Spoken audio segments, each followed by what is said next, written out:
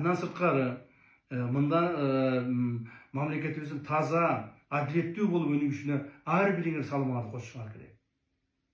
Кимде ким ушул жол менен биз менен кете албай турган болсо, анда жолдон чыгып, башка жумуштарды аткарышыңар керек. Биз менен ушу катаал жолдо, кыйын жолдо чогуу барам деген гана кызматкерлер биз менен калыш керек. Анан дагы бир маселе бар. Ушул урматтуу эл журт, ушу бүгүн кайрылуумда да баса белгилеп айтып кетким келет. Ушул өз оюмду, мен өз оюмду таңуулабаймын коомго, бирок кеңеш иретинде ошол өз оюмду айтып кетким керек. Билесиздер, биздин коомубузда бүгүнкү күндө эрежесиз эр уруш деген бир спорттун түрү бар. Ошону менен биздин көптөгөн жаштарыбыз машыгышып, көптөгөн жаштарыбыз ушу эрежесиз эр уруш деген бул спорттун түрү турбайбы? Ушу менен биз машыксам атактуу, даңктуу болот турбаймы деп туура эмес ойлонушу болгон. Мен ачык айтышым керек. Эрежесиз эр уруш бой без правил деп коет го. Ушуну Кыргызстанда өткөзүп, Кыргызстанда машыгууларды ушу менен токтотушубуз керек. Мунун бизге кереги жок.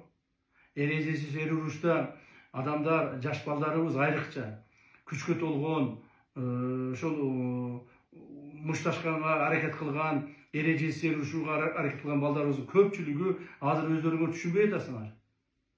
Азыр мына 20 жашта, 25 жашта, 30 жаштагы жаш балдарсыңар, күчүңөр көп. Так, силер келечекти ойлогула.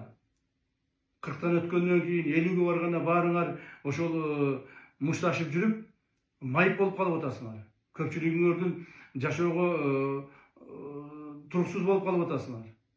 Ошондуктан эрежесиз эр уруш дегенди биз токтотушубуз керек. Бул спорттун түрү деле эмес. Бул мушташтын бир түрү. Спорттун түрү деген бул олимпиадалык спорттун түрлөрү бар. Күчүңөр барып ошол жака катышкыла.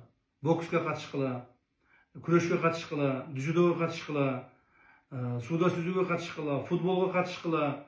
Мына ошолорду катышкыла дагы мамлекетибиздин туусун көтөргүлө. Мамлекетибиздин эли журтубуздун атак даңкын чыгаргыла. А биз болсо ошон үчүн кам көрөбүз, жардам беребиз силерге. Ошондуктан мен кайрылып кетер элем, бул эрежесиз эр уруш деген бир эле ошол спортсмендердин өздөрүнө зыянын тийгизбестен, бул келечек муунубузга зыян тийгизип атат. Коомубуздун туура эмес тарапка өнүгүшүнө багыт берип атат. Келечектеги муундарыбыз күчтүү болсок, ушу бирөөнү урсак, жыксак же мушташсак биз жакшы болот экенбиз деген ойдо калып атышат. Андай эмес. Илимдүү, билимдүү болуш керек. Так, спортсмен болгун келсе, туура багыттагы спорт менен машыгыш керек. Мен эсептеймин, эрежесиз эр уруш дегенди биз Кыргызстанда токтотушубуз керек. Муну биздин кийинки муундарыбызга, азыркы жаштарыбызга үлгү кылып көрсөтпөшүбүз керек.